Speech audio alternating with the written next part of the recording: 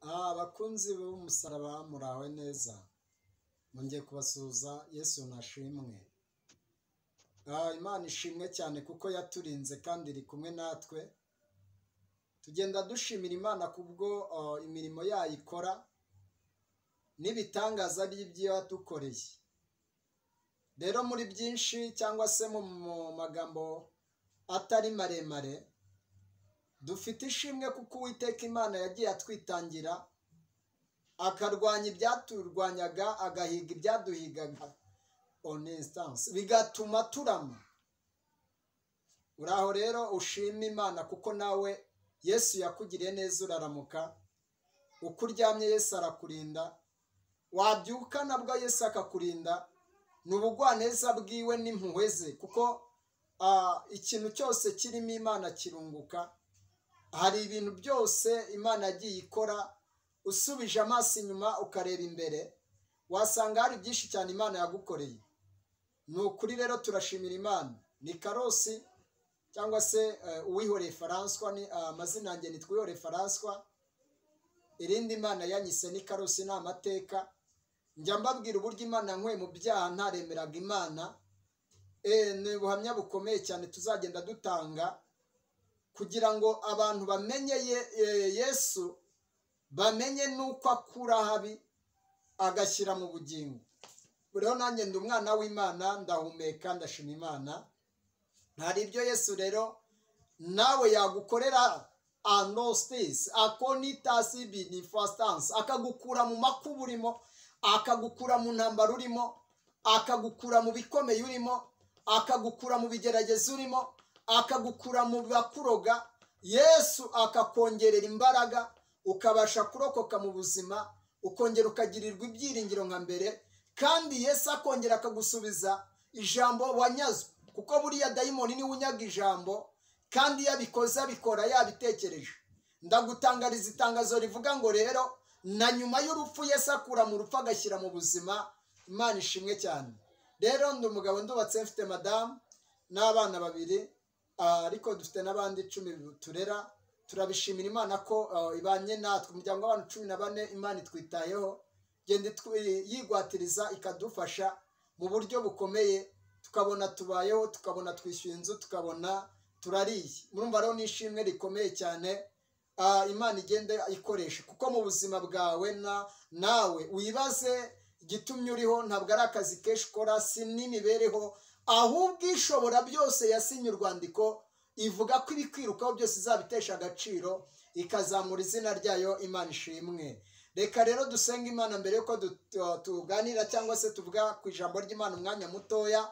Noneho Imana igushyigikire nanjye ishyigikire, kuko hari icyo yakuvuzeho mbere yuko ababarozi bakuvuzeho. Mana ya Aburahamu, Mana ishobora byose, mutunzi w'impuhwe n'imbabazi, uri Imana yikomeye, kuko abakwiringira bose ntabwo bakorwa n'isoni. Done de sobe nesazore plasi de gone. Abatarakumenya abo ngabo barababaye, kuko bafite agahinda, nta muntu bitayeho, n'ubabereye inshuti, abafite ibyo abashakaho. Angonita kusise brone. Ariko wowe uwiziniya, uwidayi, uwiteka, uri Imana y'ibifite imibiri byose. Ntabwo uhindurwa n'imisi cyangwa ibihe, kuko imisi yacu tubamo ni ibihe bikomeye. Uwiteka ugenda udutambutsamo, ugakora imirimo n'ibitangaza. Arabera bose ni imfura wishimira. Bivuga ngo abakumenye ntabwo bajya bahura n'ibikomeye. Niyo bahuye ntango sangenema, niyo bahuye nabyo uridikita, urabesara, urisharaba, urabasini, urabarinda. Niyo mpamvu nanjye ngarutse imbere yawe ngusaba ngo umpe imbaraga, ugire neza aba bari mu mahanga, bari mu Rwanda, abari muri Uganda, bari impande zose z'isi. Ugenda ubafashe, ubahe byose kuko uri byose, ubashyigikire muri byose. Mwami ndagusabye, bikunganda Syria, dokeniside,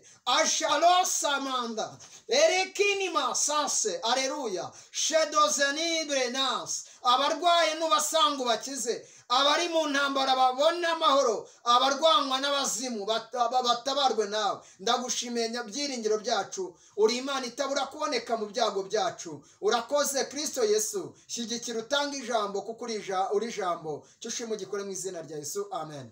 Imana iguhe umugisha. Nakwibutsa kubanza gukora subscribe kugira ngo tujye tugendana mu ijambo ry'Imana, mu buhamya, mu biganiro tuzajya tugira muri munsi, kuko Imana yatugire neza, iduha kugira ngo tumenyane. Nurangiza ukoresha woherereze abandi bantu kugira ngo nabo bakurikirane icyo Imana ishaka ku bantu. Reka dusome ijambo ry'Imana n'ubundi riri hano n'ubundi muri Luka, ubutumwa bwiza uko bwanditswe na Luka. Twihuse cyane tuhasome ubutumwa bwiza uko bwanditswe na Luka mu gice cya mbere. Uyu munsi ndumva tugiye kuganira ijambo rivuga ngo Imana igirindira mu bigeragezo, dayimoni agaseba. Kuko hari ukuntu Imana ikurinda abarozi bari baragambiriye kukuroga bagata agaciro, cyangwa se bakabura imbaraga, kuko igituma nawe uriho ni ukubera umugambi w'Imana. Dusome umurongo wa Luka igice cya mbere umurongo wa 80, niryo tugiye kuganira. Ni ijambo ritari rirerire. Dusome. Aravuze ngo uwo mwana arakura, agwiza imbaraga z'umutima, aguma mu butayu kugeza umunsi yerekewemo Abisiraheli. Ndasubiramo, uwo mwana arakura, agwiza imbaraga z'umutima, aguma mu butayu kugeza umunsi yerekewemo Abisiraheli. Mumvugire ngo amen. Tugiye kuganira ku bintu bitatu bijya bibaho Imana ikadutabara. Icya mbere, uyu mwana turamenya ngo ninde. Eske ni iki cyamuzanye no kugira ngo arindwe agume muri ubu butayu? Mundi ubutayu mwene dabusobanura ibigeragezo, kuko ngo ibigeragezo iyo birimo bisobanura ubutayu. Imana umuntu ikunda, icya mbere ubanza umenye ngo iramugerageza, kandi iyo imugerageje mukuramo imbuto cyangwa se igikoresho izakoresha mu minsi izaza. Nanjye kuba Karosi uyu munsi mpagaze imbere ya kamera cyangwa nicaye ahangaha imbere ya kamera, nuko Imana yanyujije mu bikomeye mbasha kubisiporota mbibamo. Imana indindira muri ibyo. Ndagutangariza yuko muri ibi ngibi bitatu ngiye kukubwira, nawe hari icyo uza gusanga uri umwe mu bintu cyangwa se mu bantu Imana yasigaje, muri bamwe Imana yarokoye muri bya bihe byari bikomeye by'intambara. Uri umwe mu bantu Imana yarokoye muri iki gihe cya coronavirus. Uri umwe mu bantu Imana izagirira neza. Nukurira mu butayu, ugakurira mu mwami, ugakurira mu bushobozi bw'umwami, Imana izakugira neza. Muri ibi rero ngiye kukubwira icya mbere. Uyu mwana yari Yohana, kandi uyu mwana yavutse mu nda y'umugore cyangwa se umubyeyi bitaga Elizabeth. Wa wundi Imana yafashe igafata umukozi wayo umwe w'umutambyi, iragenda noneho uwo mutambyi aho yari agiye gutambira abantu, ahageze asanga Imana yahamutanze. Imana iramubwira ngo iramubwira ngo ugiye kubyara umwana, umugore wawe aratwite, Elizabeth aratwite. Arangije mbega arabishidikanyaho kubera igihe cyari gishize kirekire. Mubwire ngo muri iki cya mbere ngiye kukubwira hakubiyemo ibibazo uhura nabyo. Birangije atangira kubitekereza avuga ati ariko se ni igiki cyabaho? Umudamu wanjye koko Elizabeth imyaka tumaze yahita abyara? Ariko haleluya, arangije abitekereje atyo, umva ijambo. Imana yo mu ijuru ihita marayika mugoba ururimi, aramubwira ngo ntabwo uzigera na rimwe uvuga umwana, ihita imubwira izina. Aramubwira ngo umwana wawe azitwa Yohana. Bisobanura iki rero? Burya Yohana hari icyo asobanura imbere y'Imana. Mubwire ngo niwe wari uje gutunganya inzira ya Yesu, kugira ngo Yesu azaze. Nuko hari kubanza kuboneka umuntu bita n'ubundi Yohana, akaza agatunganya inzira. Mubwire ngo ubuzima urimo hari ababugutanzemo. Mbere y'uko ugera mu bigeragezo hari abantu bagutanze muri ibyo bigeragezo. Noneho uyu Yohana aragenda aravuka. Amaze kuvuka, ndihuta cyane, amaze kuvuka avukana ubwenge, akuze ngo yakuriye mu mashyamba, akurira ku gasozi, kuko umuntu uzavamo umumaro. Ndagutangariza yuko Imana ibana nawe, Imana imurindira mu bigeragezo. Iyo tuvuze ubutayu, ni ukuvuga ngo ubutayu yakuriyemo ni ibigeragezo tuhura nabyo bya buri munsi. ndakubwira rero wowe uri mu bigeragezo ihangane, haracyari ibyiringiro. niko ijambo muri Yobu rivuga, riravuga ngo haracyariho ibisangro distance, haracyariho ibyiringiro ko igiti iyo cyatemwe cyongera kigashibuka, kikongera kikagira amababi n'amashami nka mbere, kandi ngo icyo gihe ntigikura ari kimwe, ahubwo hakizana amashami menshi. noneho rero uyu Yohana arangije afata ikintu bita kuba mu butayu. iyo dusomye Bibiliya dusanga hari ijambo rivuga ngo uwo nguwo niba mushaka kubimenya niwe Eliya wa wundi wahanuwe ko azaza. bivuze iki rero? ngo yakuze akurana ubwenge. Yohana arakura mu gihe bari bamutwita, ariko dusubije amaso inyuma dusanga Elizabeti yaragiye, mbega na Yesu nibwo Imana yasanze Mariya iramubwira ngo yewe Mariya urahiriwe, kuko ngo dore ugiye gusama inda uzabyaramo umuhungu nawe azitwa Yesu. bivuga ngo umwe Yohana yarushaga amezi 6 Yesu. bivuze iki? Yohana avuka, Yesu yaragize amezi agera muri 3. bivuze iki rero? hari icyo Imana yashakaga kuri Yohana, kugira ngo Yesu naza azabe Yohana azabe yaratunganije inzira Yesu. nkubwire n'ibyo bigeragezo mwene da, urimo Imana yambwiye ngo yabigushyizemo ibizi, kuko uzabibamo kandi ntibikwice. ucyakora birakuremereye, ariko ubwira urupfu ngo warupfuwe ntabwo wanyica ntaragera ku mugambi w'Imana. Haleluya. hari iby'Imana rero igushakaho. muri iki cya mbere navuga, icya mbere nuko hariho Yohana, hariho na Yesu. bisobanura iki? hari umuntu uri inyuma yawe uzakandagira mu kirenge cy'ibigeragezo urimo, hari n'uri imbere yawe arimo abivamo nawe ubijyamo. bivuga ngo aba bantu uko ari babiri cyangwa ari batatu, hari iby'Imana yabanyujijemo n'abirimo inyuzamo. Imana yo mu ijuru ikimara uyu Yohana ageze ahangaha, nibwo iri jambo rivuze ngo rukarandika, aravuga ngo uwo mwana arakura agwiza imbaraga z'umutima, agera igihe yakabashije gusobanura iby'Imana, agera igihe yagasobanuye ijuru, agasobanura n'abazarijyamo bari bo. ndabyibuka arimo abatiza, kuko ari n'umwe wabatije Yesu. arangije arimo kubatiza, yabwiye abantu baramusanze ari benshi, arababwira ngo yemwe mw'abana b'inzoka mwe, ninde wababwiye ko umujinya ugiye gutera? ni iki gitumye muzaha mu butayu? ni ukuvuga ngo aho yabatirizaga niho yari afitiye amagambo akomeye. aravuga ngo hari undi ugiye kuza, uwazagosora, uwazatandukanya urukungu n'amasaka, uwazasobanukirwa byose. aravuga ngo sinkwiriye no kuba nafata ku dushumi tw'inkweto ze ngo ndufungure. bivuze iki rero? inyuma yawe cyangwa se Kristo wakubanjirije, umwe wabanje, ko tuzi ko hariho jambo, aho jambo ngo yigira umuntu araza abana natwe. uwo jambo ni Yesu. bivuga ngo uyu jambo ntazatuma upfa, jambo ntazatuma uba, ntuzatuma uba ikizira. dayimoni ahora ashaka kukugira ikizira. uyu jambo niwe waje yigira Yesu, ajya muri Mariya aravuka, avukira mu rugo rw'abakene, nyamara atarayowe ko kwa Herode hariho. buriya yaza kuvukira kwa Herode nosise gari, Yesu yari kubaho, ariko avukira kwa Mariya, umwe wari warasabwe na Yosefu.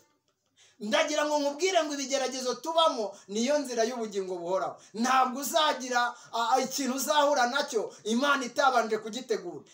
noneho Yohana uriya niwe waje kubatiza Yesu. akimara kumubatiza, Yohana ajya mu nzu y'imbohe. ndagira ngo utangarize itangazo y'uko buriya Imana iragufite mu maboko yayo. ntabwo dayimoni ashobora kugushobora, nta nubwo amaboko y'abarozi yagushobora, nta nubwo amaboko y'abapfumu yagushobora. baragushikisha igacakanzu ugatambuka. Imana ishimwe. dusomye havuze ngo arakura, uwo mwana arakura agwiza icyo bita imbaraga z'umutima. tugiye kuvuga ku mbaraga. hari abagabo babiri ndi bubabwire kuri iki cya kabiri. abagabo babiri ndi bababwire, ni umugabo bita Dawidi n'umugabo bita Anestise Bonefastise Kota Distance, n'umugabo bita Samusoni. bari abagabo bafite imbaraga, ariko nabo bavutse mu buryo bw'ibitangaza. uwa mbere n'uwavukiye kwa Yesaya, avuka hari ba Eliya, ba Aminadabu, ariko Uwiteka Imana atunganya urugendo rwa Dawidi. uwo ngo ntiyarazwi, nta n'icyari gutuma amenyekana, kuko yiberaga ahantu hatabonwa, yiberaga mu ishyamba aragiye intama. Bivuga iki rero? Mu bigeragezo byanjye cyangwa byawe urimo, nicyo kizatuma umenyekana. Ngutangarize ngo Dawidi ari mu ishyamba niho yigiye intambara ya Goliyati wari warateye Abisiraheli, abona ari we uzatsinda. Arangije niho Imana yakuye Dawidi iramuzamura. Goliyati yicwa n'umugabo bita Dawidi, amwica ariko Abayeli yabo bari bahari, ingabo zikomeye z'amajenerali zihari. Ngutangarize ngo Dawidi akoresha icyo bita intwaro idapfa isuzuguwe ariko ifite amavuta. Haleluya. Muri iki gihe cya Pentekote ndagutangariza ngo nukunde Umwuka Wera, Umwuka Wera kujyana mu bintu, agukura mu bibi akagushyira mu byiza, akongorera iby'Imana igiye kugukorera utarabona utarabibona. Ndakubwira ngo Imana irakuzi, denosire prafa inikuza irakuzi, kandi izi ni ibyawe byose, ibizi ku murongo. Mutangarize ngo Dawidi igihe yajyaga kurwana na Goliyati, we yaragiye ngo ajya ku kagezi atora utubuyenge, icyo bita akabuyenge ni akabuye gato kangana na gato ku gasenyi, ku musenyi. Arangije ubwo buyenge uko ari butanu, harimo ibuye bita kwizera, hari ibuye bita ibyiringiro, hari ibuye bita ndeka nkubwire, hari amabuye. Ayo mabuye atanu yari afite icyo asobanuye. Ibyiringiro byawe nibyo bizatuma ubona ijuru. Ejo bundi Yesu yabwiye abigishwa, arababwira ngo mba mbabwire ikintu cyitondera, nimugira kwizera kungana n'akabuto ka sinapi, muzabwira umusozi ngo wa musozi we vahuri imukagenda, nurangiza uwo musozi wumvire. Ako kanya Dawidi yatoye utwo tubuyenge ngo adushyira mu muhumetso, aragenda arazunguza. Haleluya. Aranosirige, arazunguza. Goliyati aramureba aramubwira ngo wa kagabo we urimo urakina dukino ki? Arazunguza akocora Goliyati mu rutwe. Birangije Abisiraheli babona ijambo. Mvugira ngo amen. Imana ihora ikubita abazimu bagata umutwe. Nicyo kigaragara ko Imana nawe igiye kugukubitira Goliyati wahoraga gutesha umutwe. Birangije aha turi kuvuga ku mbaraga. Aha Dawidi numwe mu bagabo batunze imbaraga, banatuma Abisiraheli bavanwa mu bibazo bashyirwa heza, kuko yarwanije Goliyati, izina ry'Imana rizamuka mu Bisiraheli, ndetse no mu barwanyaga Abisiraheli. Ndagira ngo nkubwire ngo bahise bamenya yuko Uwiteka Imana ari we Mana.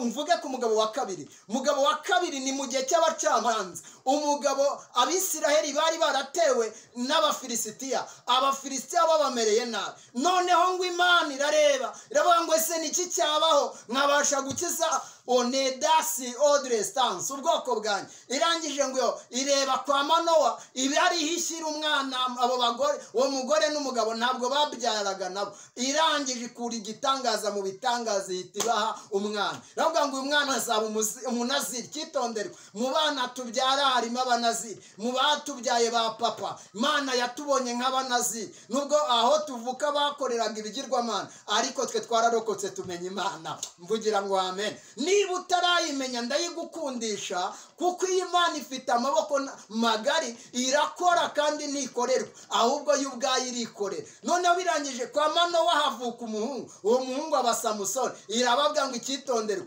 agomba kuba atazogoshwa, ntazigere yogosha. Arangije ako kanya umwana aravuka. Akimara kuvuka niwe wabaye umucunguzi wabo bita Abafilisitiya cyangwa se Abisiraheli. Afata Abafilisitiya, akora Imana ngo imuha gukunda abakobwa, aragenda arongora umwe mu bakobwa b'Abafilisitiyakazi. Ndagira ngo ngutangarize ngo Imana igushyira mu kibazo igira ngo ikemure ikindi. Yateje ikibazo imuteza gukunda abakobwa, gukunda mu Bisiraheli, ajya gukunda mu Bafilisitiya. Arangije niho yakuye kujya gutwika ingano zabo, bituma ngo umusaya wufata wicisha Abafilisitiya benshi uduhumbi n'uduhumbagizi. Ngutangarize ngo finali igihe yakurwagamo amaso, abadayimoni bumvaga ko birangiye, ariko nyuma y'ibyiringiro byacu cyangwa se igihe twananiwe kwizera Uwiteka turwanirira amaso yacu atakireba.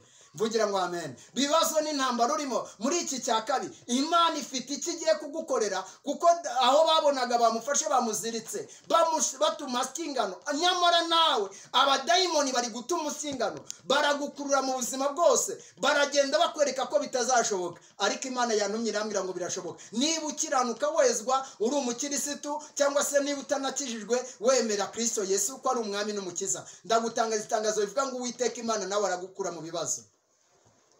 Aho ngaho hari ijambo rikubiyemo rivuga ngo ikirere. Samusoni igihe bamukuraga mujyanye kumwishimishirizaho, nibwo ngo agasatsi kongeye kumera. Ndakubwira ku gasatsi, burya umuntu wese uvana n'Imana nubwo umusatsi abafilisitiya bawogosha, hari ibyiringiro ko Uwiteka akongera akagusubiza mu mavuta. Iyo uri mu mucyo bisobanura umusatsi ugira imbaraga, umusatsi ubamo icyo bita imbaraga nyambaraga, imbaraga z'umwuka wera. Buriya niyo mpamvu bantu b'Imana mwubahe umutwe, kuko umutwe niho ibitekerezo byose biba. Noneho birangije yimbagura abafilisitiya arabarangiza, Abisiraheli Imana irongera ibona ijambo.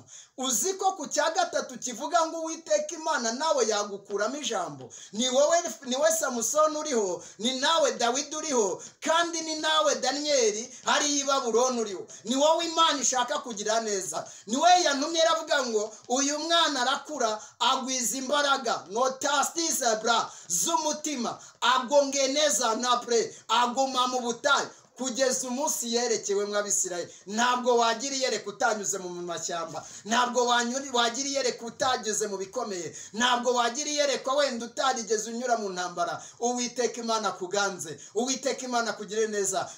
Uyu yarageragejwe Yohana, ariko atunganya inzira ya Yesu. Yesu arangije aravuka, araza tubera natwe ubufasha. Bivuga ngo umunsi ntitugipfa, kuko Kristo wacu ari muzima. Yaritanze ku rupfu ruramunanirwa, arangije amaritatu afungura abera. Ubu uyu munsi abari barafatiwe ikuzimu barazutse. Nawe Yesu yakuzura, nawe Yesu yakugira neza, nawe Yesu yakugana. Nonga nasikita, ndabona Imana ari mizana amaboko yayo kugukoraho, kugira ngo ukurwe mu bibazo, ukurwe mu ntambara. Niwemerera Kristo, amaraso yamennye ku musaraba, nawe araguha inzira, urongera ubeho, urahumeka ubeho. Yesu akugire neza. Ngutangariza itangazo ngo icyo utari cyo uyu munsi niki Imana igambire kukugira cyo. Ejo bunini tugaruka tuzabaha ubuhamya bwaho Imana yadukuye mu mashyamba menshi atandukanye, niho Imana yakuye ibyiringiro byacu. Kandi hahandi twarwanaga, hahandi twamaze amashyambamo imyaka n'amezi, imyaka 10 n'ingahe twageragejwe, n'ubu kandi bikiriho. Uwiteka Imana ajya dukuramo uyu munsi twararuhutse. Imana iguhe umugisha mu izina rya Yesu. Reka dusenge Imana, tubwire Imana ngo Mana ambika imbaraga uwo ari we wese, wongera umwambika imbaraga, agira amavuta, agira ijambo, kandi abamusuzuguraga Uwiteka Imana ategetse ko babasha kumwubaha. Nawe iravuze ngo igiye kukubahisha abagusuzuguraga. Mvugira ngo amen. Reka dusenge, wizeye Imana udakijijwe uhita ukizwa uyu munsi. Wizere Imana, utengerezerije irisengesho tugiye gusenga, waturire Yesu, mubwiye ngo Yesu nkeneye kuba wawe, nkeneye kwakira agakiza, nkeneye kwakira imbaraga, kugira ngo izi mbaraga nawe Yesu aziguhe, ubashe kugira ibyiringiro by'ejo hazaza. Imana iguhe umugisha mu izina rya Yesu. Izere dusengane, izere dusengane. Nimero yanjye unkeneye kugira ngo tuvugane ibyongeyeho ni 0783533003. Unkeneye kugira ngo tuvugane, tubagire inama cyangwa dukorane, tugendane mu buryo bw'umwuka. Ko Karosinda umukozi w'Imana ubyiziho, Imana yangiriye neza, ndayishimira. Reka dusenge Imana rero. Mana urashoboye, ufite imbaraga kandi urakomeye. Nawawe wapfuye, kuko nuwapfuye uramuzura, ukamonga nisi deta urezide go distance, ukamusubiza ubuzima akongera akabaho. Jambo ryawe riravuga ngo ibyari byarakuwe mu mubiri iyo utegetse birongera bikemera, umuntu akazuka ari yapfuye. Niyo mpamvu ni we watsinze urupfu, unesha kuzimu, uhabyiringira bera, turongera tugira ijambo. Bivuga ngo nuko tazarabonera kuba turiho ni ukubera ijambo watsinze rupfu utsinda kuzimu urangije abera tugira ubudahangarwa natwe kuba turi waravuze ngo nitwizera tuzaba bamwe tuzakora ibitangaza birenze ibyo wowe wakoze bivuga ngo rero ntabwo tugipfuye ahubwo Kristo uri muri twe sengeye uwo ari we wese wumvise iri jambo murokore mu rupfu muhe mu kuba muzima cyo shimwe gikore mu izina rya Yesu amen. Imana ibahe umugisha mu izina rya Yesu.